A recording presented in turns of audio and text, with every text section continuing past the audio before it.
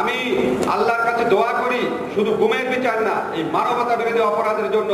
এই সমস্ত গুম যারা করে, যারা এসব নির্দেশ দেয়, যারা পিছনে আছে, তাদের জন্য অবশ্যই বাংলাদেশে বিচার হয় এবং নিজেদের জীবদ্দশায় আমরা যেন বিচার দেখে যেতে পারি। কোনো দাবি নাই, অভিশাপ জানিয়ে আমার মনে একটা প্রশ্ন জাগে, কোনো পলিটিক্যাল না, একটা সাধারণ মানুষ হিসেবে প্রশ্ন জাগে যে মাননীয় প্রধানমন্ত্রী, আপনি একবার বলেছিলেন স্বজন হারানোর বেদনা আপনার চেয়ে বেশি কেউ অনুভব করতে পারে না। আপনি কি এনাদের স্বজন হারানোর বেদনা অনুভব করতে পারেন না?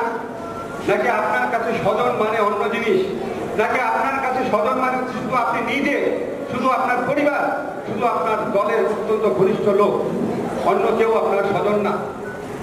এই প্রশ্নটা মনের মধ্যে আসে। আরেকটা প্রশ্ন মনের মধ্যে আসে যে আমরা সবসময় বলি যে গুম কারা করেছে। আমার এই প্রশ্নটার সাথে সাথে বলতে ইচ্ছা করে যে এই গুম সরকারি বাহিনী করেছে, সরকার করেছে, এটা বিশ্বাস করার বহু কারণ আমাদের মধ্যে রয়েছে, বহু কারণ রয়েছে। আমি এর আগে বলেছি, আবার বলি, যদি গুম, খুন, বিচার বহির্ভূত হত্যাকাণ্ড সরকারি বাহিনীগুলো না করে থাকে, তাহলে তারা যারা গুম হয়েছে তাদের হদিস বের করছে না কেন? কেউ কেউ তো গুম হয়েছে 10-12 বছর হয়ে গেছে। কেন তারা কোথায় গেছে এটা বের করছে না? কেন এটার সাথে কারা জড়িত সেটা তারা বের করছে না? আজকে প্রধানমন্ত্রীর নামে প্রত্যন্ত অঞ্চলে একটা ফেসবুক পোস্ট হলে কয়েক ঘন্টার মধ্যে ধরে ফেলে কে করেছে, আর জনজাত প্রায় শখানেক মানুষ গুম হয়ে গেল। তারা কই কিচ্ছু জানেন না, এটার জন্য কে দায়ী কিচ্ছু জানেন না, এটার জন্য কারা দায়ী সেটা বের করার ব্যাপারে কোনো আগ্রহ নেই আপনাদের। এমনকি এই ব্যাপারে মামলা করতে গেলে, যেটা আপনার আইনগত দায়িত্ব, যেই কাজ করার জন্য আপনারা জনগণের টাকায় বেতন পান, পোশাক পান, গাড়ি পান, বাড়ি পান, অফিস পান, মানুষের কাছে গর্ব করে বলেন আমি পুলিশের এই, আমি গোয়েন্দার এই, সেই জনগণের টাকায় চলে, সেই জনগণের অংশ যখন গুম হয়ে যায় তাদের হদিস বের করতে পারেন না। কারণ আপনি মামলা কেন গ্রহণ করতে চান না? কেন চান না? একমাত্র আপনারা যদি নিজেরা না করে থাকেন তাহলে তো এই মামলা গ্রহণ করার কথা। যদি আপনি নিজে করে থাকেন তখন আপনি মামলাই নিতে চাবেন না। কারা গুম করেছে, গুম হওয়া ব্যক্তিরা কোথায় আছে এটা বের করতে আগ্রহী হবেন না। এটাকে আমি ঠিক বলেছি? তো কমন সেন্স, আমি যদি অপরাধ করি, আমি অপরাধের জন্য দায়ীকে, সেটাকে বের করার চেষ্টা করব না।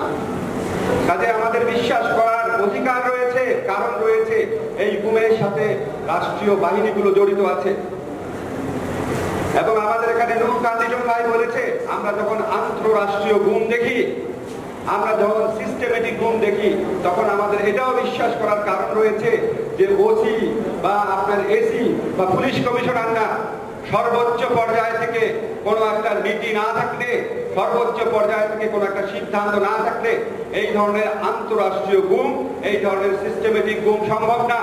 এই ধরনের গুমের বিচারহীনতা বছরের পর বছর সম্ভব না। আপনাদের অনেকে অনেক আশার কথা বলবেন, আমি আপনাদেরকে একটা সত্যি কথা বলি, এটা আপনারা যে কোনো আইনজীবীর সাথে কথা বলে দেখবেন, গুম হচ্ছে একটা ফৌজদারি অপরাধ। আমাদের অ্যাডভোকেট আসাদুজ্জামান বলেছেন, উনি দেশের অন্যতম সেরা আইনবিদ, যে এই ফৌজদারি অপরাধে কোনো তামাদি বলে কিছু নাই। আপনারা মরে যাবেন, আপনাদের সন্তানরা হলে ওই বিচার চাইতে পারবে। আপনি বলতে পারেন যারা গুম করেছে তারাও তো মরে যাবে, বিচার চেয়ে লাভ কি? তারা মরে যাবে, কিন্তু তারা যে দায়ী ছিল, তাদের পরিবার পরিজন চিরদিন এই কলঙ্ক অন্তত বহন করবে। আর আমি মনে করি না এতদিন আমাদের অপেক্ষা করতে হবে। আপনাদের জীবদ্দশায় এখানে যেই সন্তান কথা বলে গেছো, মা তোমার জীবদ্দশায় তুমি এর বিচার পাবা, কারো কাছে বিচার চাওয়ার দরকার নাই। বিচারের জন্য দাবিতে অটল থাকো, এই প্রত্যয় বুকের ভিতর রাখো, অবশ্যই এটার বিচার হবে, অবশ্যই হবে। আজকে হোক, আগামীকাল হবে। এবং আরেকটা কথা বলে রাখি, বড় বড় কথা বলে আমরা মানবতা বিরোধী অপরাধের বিচার করেছি। আরে গুম তো সবচেয়ে বড় মানবতা বিরোধী অপরাধের একটা।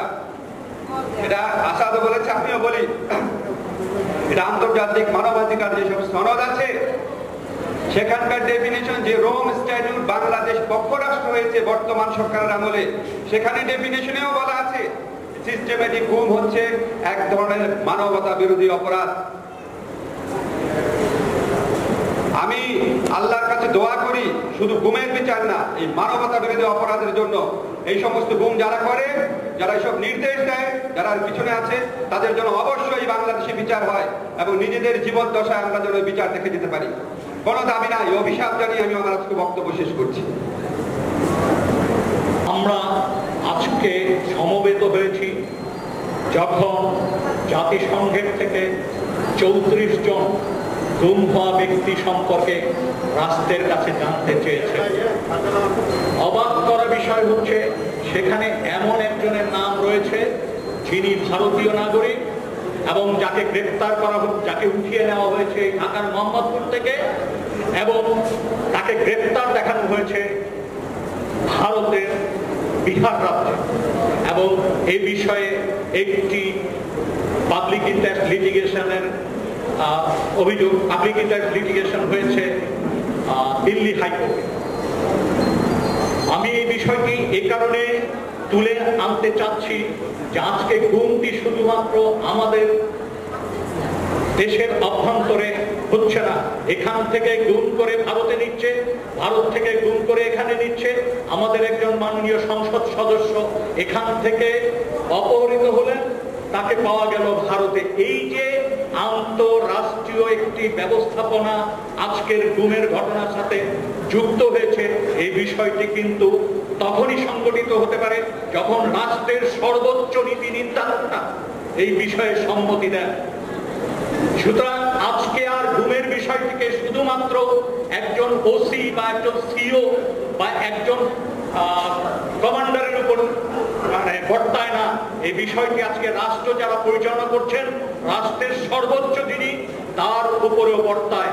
কারণ দীর্ঘদিন ধরে আমরা লক্ষ্য করেছি এই অভিযোগ আসছে, আমরা দাবি তুলেছি অবিলম্বে এই বিষয়ে একটি আস্থাভাজন নিরপেক্ষ তদন্ত কমিশন গঠন করা হোক, যে কমিশন এই বিষয়ে তথ্য অনুসন্ধান করবেন, দোষীদের চিহ্নিত করবেন এবং আইনের আওতায় নিয়ে আসবেন। এই বিষয়টিকে বারবার পাশ কাটিয়ে যাওয়া হয়েছে।